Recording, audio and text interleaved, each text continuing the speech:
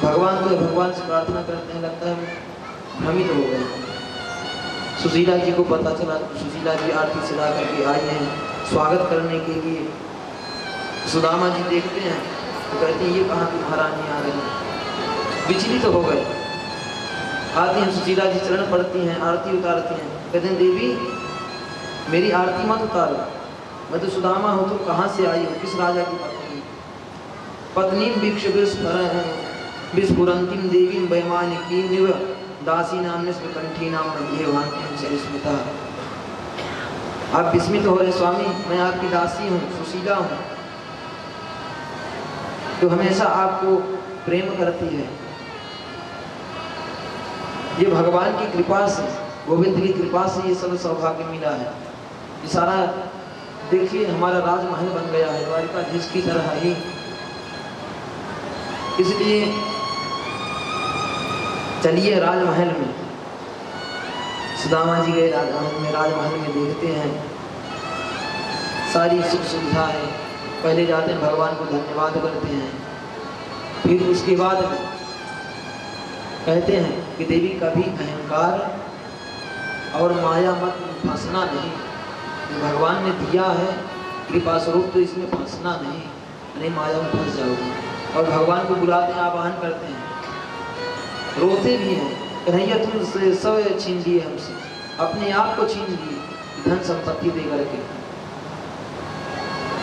ये सब सुशीला के वजह से हुआ है। भगवान प्रकट हो जाते हैं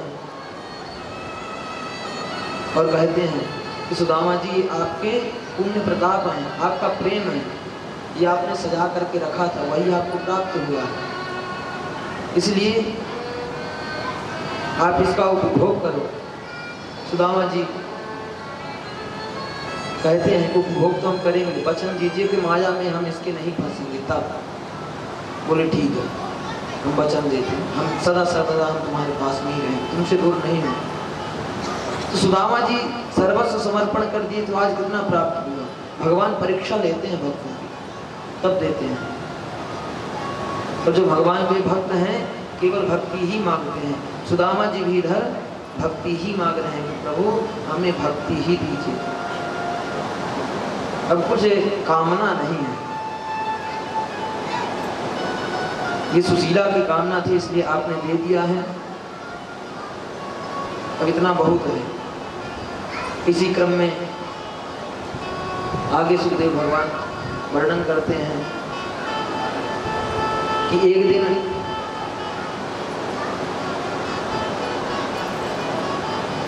भगवान की बहन सुभद्रा अर्जुन के चाल में चल रही हैं, घोड़े दौड़ा रही हैं, मिट्टी की बना करके धनुष बाण बना रही हैं, धनुष बाण चला रही हैं। ये सब दृश्य देख करके बलराम जी विचलित हो गए, कहते कन्हैया ये पता नहीं आज सुभद्रा पागल सी हो रही है, ये क्या है? कन्हैया कहते हैं कि अर्जुन वाला दृश्य हमें दिखाई दे रहा है दाऊ भैया, जैसे अर्जुन करते हैं ना हस्तिनापुर में, उसी प्रकार आज सुभद्रा कर रहे हैं। कहते हैं मैं समझ गया, ये आपका ही प्रभाव है। कन्हैया कहते हैं सुभद्रा प्रेम करती हैं, अर्जुन से सुभद्रा प्रेम करती हैं, इसलिए हमें सुभद्रा का विवाह कर देना चाहिए। दाऊ भैया मना करते हैं, जब नहीं मानते हैं तो कन्हैया एक दिन अर्जुन को पत्र लिखते हैं कि आओ और सुभद्रा का हरण करके ले जाओ। रात में हरण करवा देते हैं सुभद्रा का अपने हाथ से, कहते हैं ले जाओ हस्तिनापुर। तब दाऊ भैया मान नहीं जाएंगे। दाऊ भैया भी मान गए। कुछ दिन बाद चलो कोई बात नहीं, बुआ का लड़का ही है, अपने ही घर में है बहन। सूर्य भगवान कहते हैं कि राजपाठ में ही थे कि एक दिन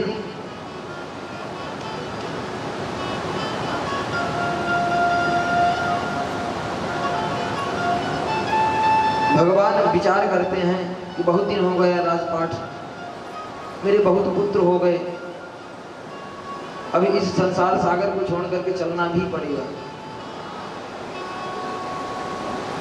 तो कुछ न कुछ व्यवस्था बनानी पड़ेगी।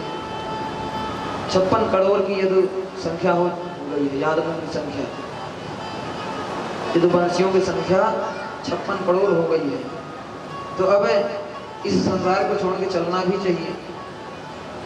तो उसके लिए चातुर्मास्य के लिए संतों को आमंत्रण देते हैं, सप्त ऋषि आते हैं, दुर्वासा जी आते हैं, बड़े बड़े ऋषि महर्षि आए हुए हैं।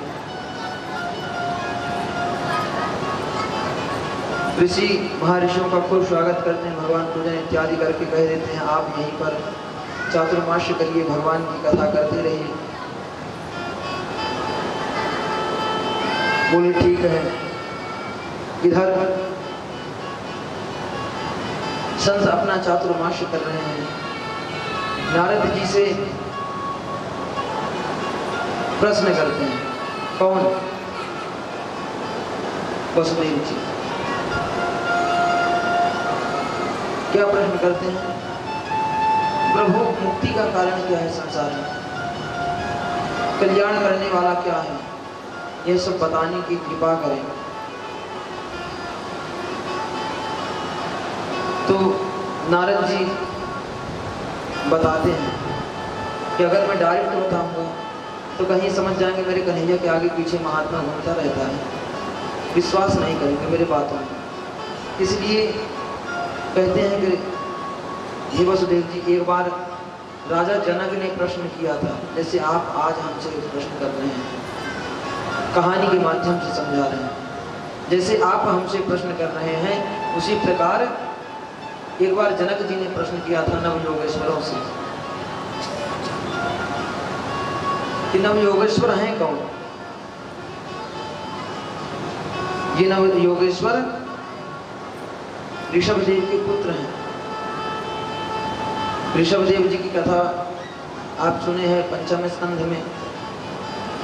ऋषभदेव जी के 100 पुत्र हुए, 100 पुत्रों को ऋषभदेव जी ज्ञान देते हैं। सबसे बड़े पुत्र उनके भरत थे। भरत को राज्य देकर के चले गए थे। भरत ही फिर हिरण बनते हैं, हिरण बनने के बाद जड़ भरत बनते हैं। रघुगण से संवाद होता है, रघुगण का उद्धार करते हैं, रघुगण को तत्व ज्ञान देते हैं। ये वही भरत हैं। तो ऋषभदेव जी के सबसे बड़े पुत्र हैं भरत, और उनसे जो छोटे पुत्र हुए हैं उन्हीं में से नव योगेश्वर हैं। इनका क्रम से नाम है, इन्होंने संसार को त्याग दिया था। भरत जी के द्वितीय पुत्र का नाम हुआ है कवि, तृतीय का हरि, चौथे का अंतरिक्ष, पांचवें का प्रबुद्ध, छठे का पिप्पलायन, सातवें का आविर्होत्र और आठवें का द्रुमिल, नौवें का चमस और तथा 10वें का करभाजन नाम किया गया है। ये 10 पुत्र भरत जी की हमेशा प्रेम में रहते थे। भरत जी की आज्ञा से ये 9 योगेश्वर बन गए और जनक जी के दरबार में विराजमान हैं। और जनक जी प्रश्न कर रहे हैं। जो प्रश्न जनक जी कहते हैं कि प्रभु संसार ये कैसा है, ये शरीर बड़ा ही दुर्लभ है कि दुर्लभो मानुषो देहो देहि नाम क्षणभंगुरः तत्रा विदुर्लभम मन्ये वैकुंठ प्रिय दर्शन। जनक जी कहते हैं वैकुंठ का दर्शन कब होगा, ये बताने की कृपा करें आप सभी। ये मनुष्य देह बड़ा ही दुर्लभ है, ये मुक्ति का द्वार है, इसी से हम मुक्त हो सकते हैं और इसी से बन सकते हैं। मन बड़ा चंचल है, मन बड़ा चंचल है। मन एव मनुष्याणां कारणं बद्ध मोक्षयोः, मोक्ष का भी कारण मन ही है, बंधन का भी कारण मन है। इस मन को कैसे कंट्रोल में किया जाए और कैसे भगवान की कृपा प्राप्त हो, वह सब वर्णन करिए। तब पहले योगेश्वर बोलते हैं जिनका नाम कवि है। कवि महाराज कहते हैं कि ध्यान से सुनो, इस संसार में क्या है, सबसे बड़ा धर्म क्या है, भागवत धर्म सबसे बड़ा धर्म है। भागवत धर्म का निरूपण करते हैं। कह रहे हैं कि मन्ये कुतश्चिद भयम् अच्युतस्य पादाम्बुजोपासनमत्र नित्यम् उद्विग्नबुद्धिर सदात्मभावात् विश्वात्मना यत्र निवर्ततीभिः।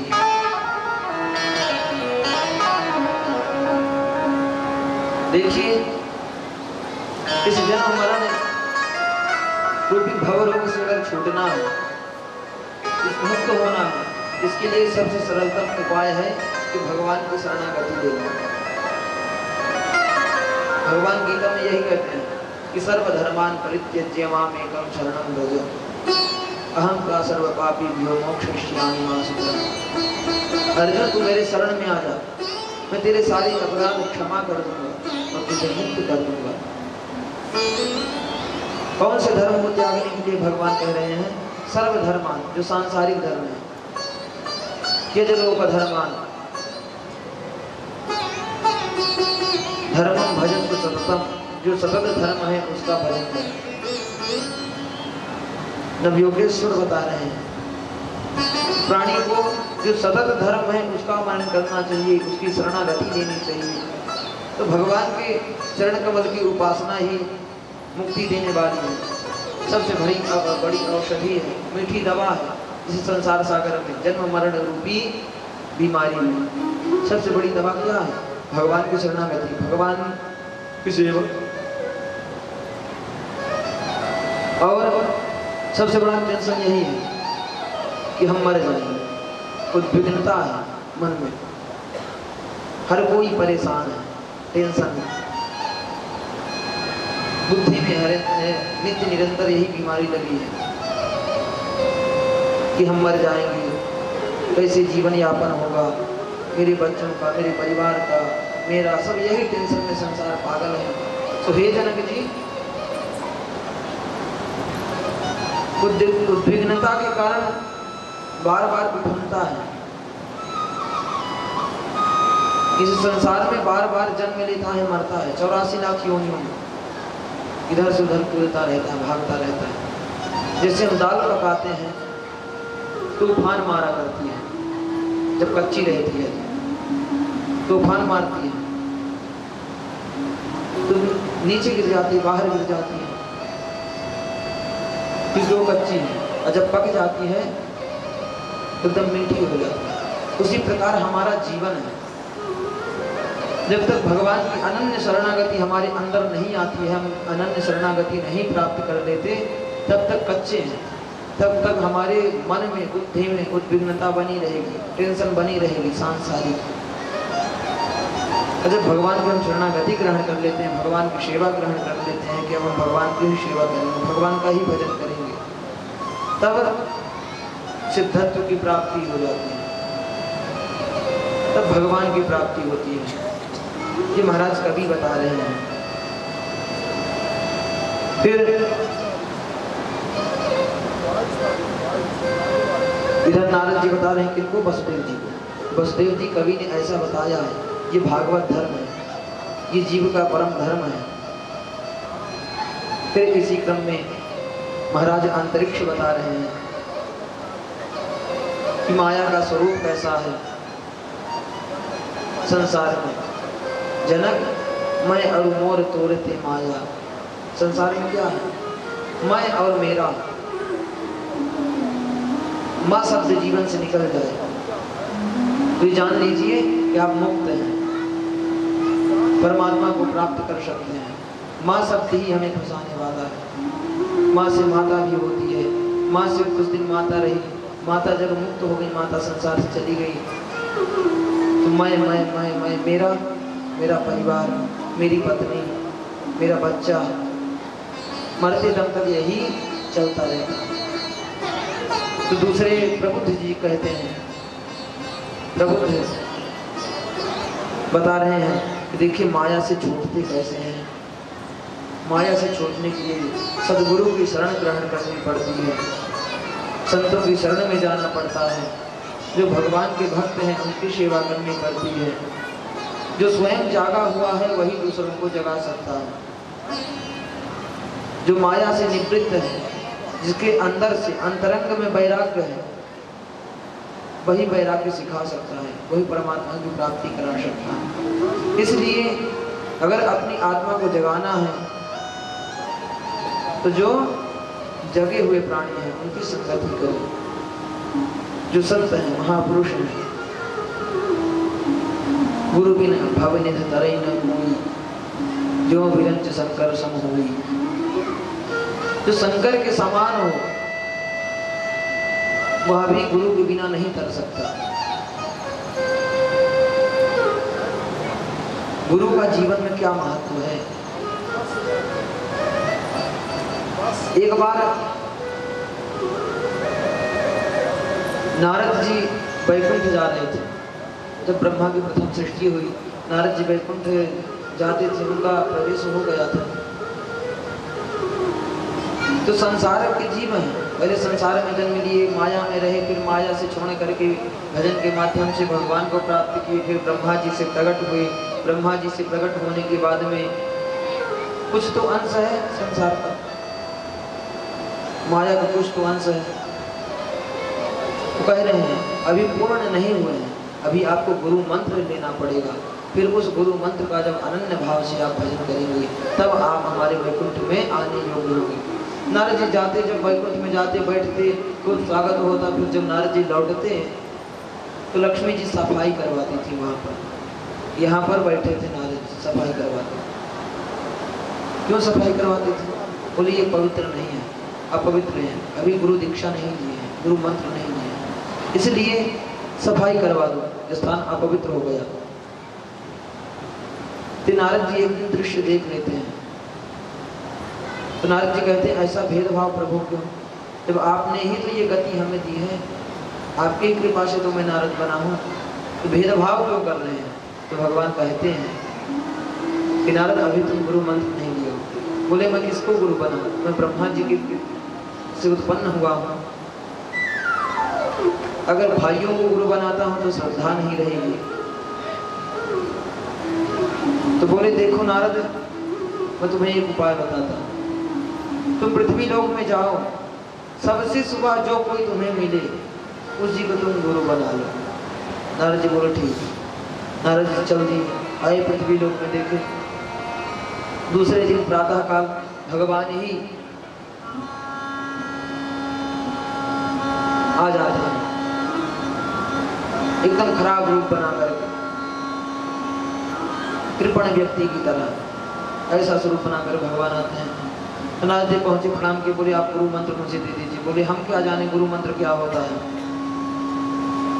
हम खुद ही नहीं लिए हैं तो आप क्या देंगे? अभी भगवान लीला कर रहे हैं। नारद जी कहें कि हमें आदेश है भगवान का, इसलिए आपसे गुरु मंत्र लेवे करें। बोले ठीक है, भगवान का नाम बता दिए।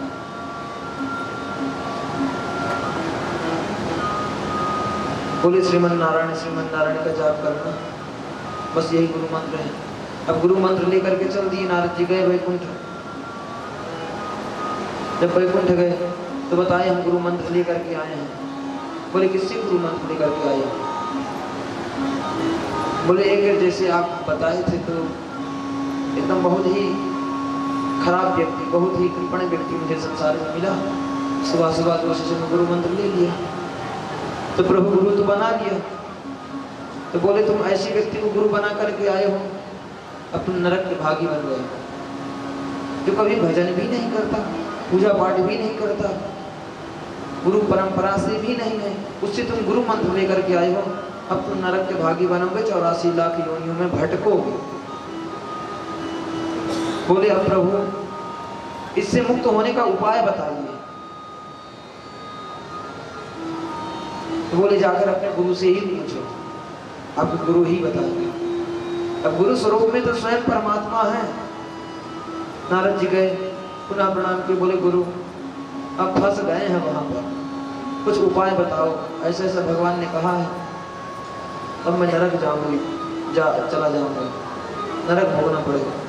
तो बताइए उससे पार कैसे हो, नरक से 84 लाख योनियों से। तो उनके गुरु कहते हैं नारद आप चले जाओ, वैकुंठ जाओ, और जिन नारायण ने आपसे कहा है ना, उन्हीं से कहो। पहले तो एक ही बात कहो, 84 लाख लाइन खींच दो। 84 लाख लाइन खिंचवा दिए, फिर कहते हैं 29 लाइन और खींच लो, 29 लाइन खिंचवा दिए बैठे। और उसी में नारद जी लौट गए गुरु जी की आज्ञा से। तब भगवान के हाथों खींची हुई लाइन जो मिटा दी, तो जान लीजिए कि सारे संसार को मिटा दिए। तो नरक और 84 लाख योनियों को मिटा करके नारद जी भगवान को बताते हैं, तो भगवान प्रसन्न हुए। तो गुरु का इतना बड़ा महत्व है, भगवान नारायण बता रहे हैं। जीवन में अगर गुरु नहीं है तो शंकर जी के समान भी हैं तब भी मुक्त नहीं है, नारद जी के समान है तब भी मुक्त नहीं है संसार से। जो विद्वान संतों की सभा में जाएंगे तो वो सम्मान, ओरिजिनल वाले जो संत होते हैं उनकी सभा में वो सम्मान नहीं मिलेगा। इसलिए प्रमुख जी ने वर्णन किया कि सदगुरु की शरण ग्रहण करनी चाहिए, और सदगुरु की कृपा से ही संसारी प्राणी मुक्त होते हैं, अपने इंद्रिय को जीत पाते हैं। फिर भी पलायन जी ने बताया अजितेंद्रिय पुरुषों की गति क्या होती है। अजितेंद्रिय से तात्पर्य जो अपने इंद्रियों को नहीं जीत पाया है इस संसार में आकर के। हमारी इंद्रियां क्या है? शब्द, रस, रूप, स्पर्श, गंध, ये पंच तन्मात्राएं हैं। इनके माध्यम से ही इंद्रियां, यही भूख है, क्षुधा, यही इंद्रिय है। ज्ञान ना होना, इन्हीं के माध्यम से हम फंसे रहते हैं माया में। किसी को देखे बहुत सुंदर है भैया, इसको प्राप्त करना है। आम ही देखे बहुत सुंदर है, अब खाना है। रसनेंद्रिय कहती है अब खाना है, रसनेंद्रिय के माध्यम से उसे खाए। अब खाने के बाद में आंख से देखे तो अच्छा लगा, फिर हाथ कहता है स्पर्श करना है, फिर मुख कहता है कि हमें खाना है। कान ने सुना है कोई आम बेच रहा है। ये इंद्रियां अपने और आकर्षित कर देती हैं और यही बंधन के कारण बन जाते हैं। अगर कान बंद हो जाए, आंख बंद हो जाए, तो जान लीजिए कितना जल्दी माया में फंसेंगे नहीं। इसीलिए संत ऋषि क्या करते हैं, गुफाओं में जाकर के सुनसान सबसे पहले तो ध्वनि को बंद करते हैं, ध्वनि हमारे कान में ना पड़े संसार में। फिर आंख को बंद कर लेते हैं कि आंख से कोई दृश्य ना देखे। जल की जगह हवा खाते हैं, हवा स्पर्श से जीवित रहते हैं और भगवान का भजन करते हैं, तब भगवान को प्राप्त करते हैं। तो जो अजितेंद्रिय पुरुष हैं वो नरक में जाते हैं, जो अपने इंद्रिय को जीत नहीं पाते कभी, वो नरक भागी होते हैं। फिर आगे आविर्भूत्र जी वर्णन करते हैं, हे जनक जी महाराज, भगवान के अवतार हुए हैं। अवतार के बारे में प्रश्न करते हैं, भगवान के अवतार कैसे हुए? तो भगवान के अवतार में बताते हैं कि हरि अनंत, हरि कथा अनंत। भगवान के अनंत अवतार हैं, कोई गिनने लायक नहीं है। कितना आप गिनेंगे? कोई गिन सकता है भगवान के अवतार को? नहीं। आज तक संसार में कोई नहीं गिन पाया भगवान के कितने स्वरूप हुए। दुर्मिल महाराज कहते हैं इस माया भरी सृष्टि को गिन सकते हैं, इसके बारे में जान सकते हैं, लेकिन उस मायापति को नहीं जान सकते हैं। अनंतस्य गुणान् अनंता ननु क्रमेष्यन् सर्वबाल बुद्धि। कह रहे हैं गोपाल बुद्धि है जो माया के प्रभु के स्वरूपों को गिने कि भगवान के कितने स्वरूप हुए हैं। गुणान अनंतान अनुक्रमश्य, अनंत गुण है भगवान के। किसी एक स्वरूप के गुण का अनुकरण करके जीवन में भगवान की कथा को सुन करके उसी स्वरूप के और मुक्ति को प्राप्त करने चाहिए। रजांसि भूमिर्गणयेत् कथंचित् कालेन नैवाखिल शक्ति धाम्ना। वो तो अखिल संसार की शक्ति हैं, कण कण में निवास करते हैं, क्षण क्षण में निवास करते हैं। फिर इसी क्रम में आगे वर्णन करते हैं चमस नाम के योगेश्वर। ये नव योगेश्वर हुए हैं। नव योगेश्वर क्या बताते हैं?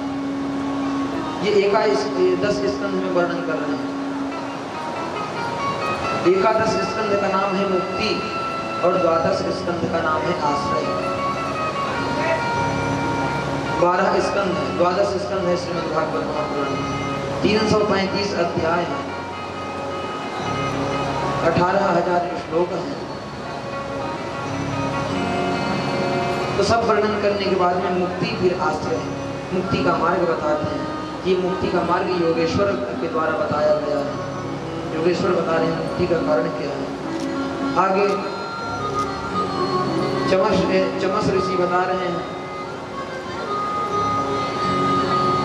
कि भगवान का हमेशा भजन करना चाहिए।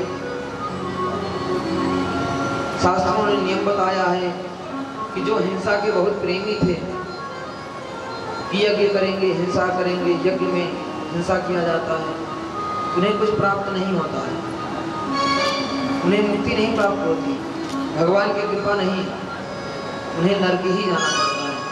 इसलिए अपने स्वार्थ के लिए संसार में किसी को मारना नहीं चाहिए।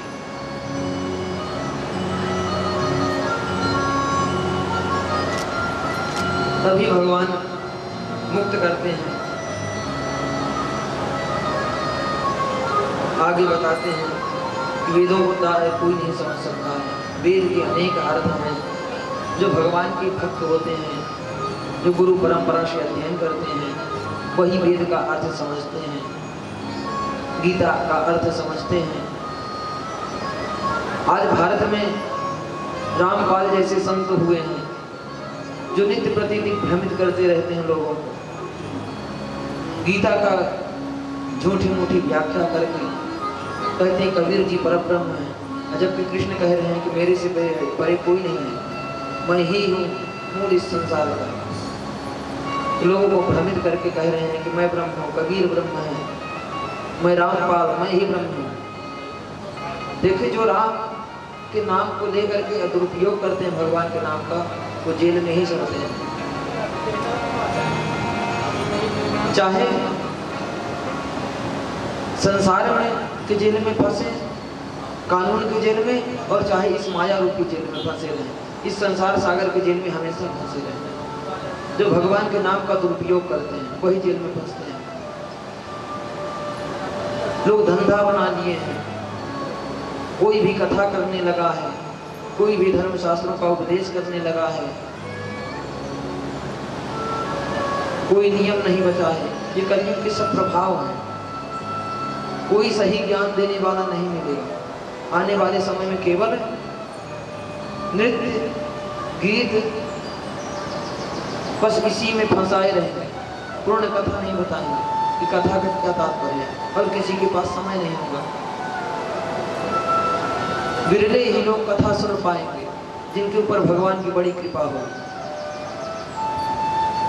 बता रहे हैं आगे करभाजन जी कि भगवान के अवतार होते हैं। सतयुग में भगवान एकदम श्वेत वर्ण के होते हैं, और कृति शुक्ल चतुर्बाहुर जटिलो बलकराम्बरः, अन्य युगों में श्याम वर्ण के होते हैं। ऐसे भगवान के बहुत अवतार होते हैं, और भगवान कल्याण ही करते रहते हैं भक्तों का। कब कैसे भक्तों का कल्याण किया जाए, बस यही विचार करते रहते हैं। अपने भक्तों का, जो परम भगवान के परम भक्त हैं, उन्हीं का ध्यान करते रहते हैं। यही क्रम है। फिर बताते हैं कलयुग में क्या करना चाहिए। नव योगेश्वर बताए उधर जनक जी को, और महाराज नारद जी बता रहे हैं वसुदेव जी को कि मुक्ति का कारण क्या है, मुक्त कौन करने वाला है संसार से। कहते हैं कि जिसे तुम नॉर्मल सा व्यक्ति समझ रहे हो, अपना पुत्र समझ रहे हो कृष्ण को, वो कृष्ण नहीं है, वो परब्रह्म है। कैसा परब्रह्म? यद वंशोवतीर्णस्य भवतः पुरुषोत्तम शरच्छतम व्यतीयाय पंचविंशाधिकं प्रभु। वो 125 वर्ष तक इस धराधाम में हैं, रहे, तो आपके पुत्र बन करके रहे। आप पुत्र मोह में ही पड़े हुए हैं, वो पुत्र नहीं है आपके, वो परब्रह्म है। उन्हीं की शरणागति ही मुक्ति का कारण है। और फिर आगे वर्णन कर रहे हैं। इसी क्रम में सुखदेव भगवान बताए कि एक दिन भगवान के ही वंशज पुत्र जाते हैं,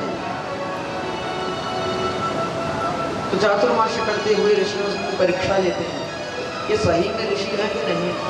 तो झूठे मूठे ऋषि महात्मा बने बैठे हुए परीक्षा लेने के लिए पहुंच गए।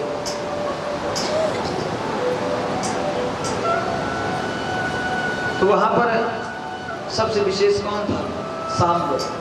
सांब को बढ़िया साड़ी पहनाते हैं, खूब बढ़िया श्रृंगार कर देते हैं, घूंघट डलवा देते हैं। जाम्बवती का पुत्र है सांब, कृष्ण का पुत्र, उसे साड़ी पहना देते हैं, श्रृंगार कर देते हैं, पेट में उसके तकिया बांध देते हैं और लेकर के जाते हैं।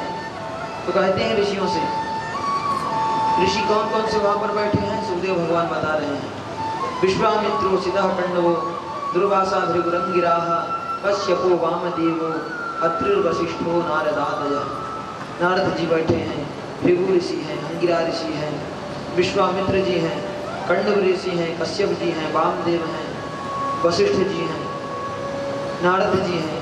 ये सब ऋषि चातुर्मास्य करने के लिए द्वारिका आए हैं।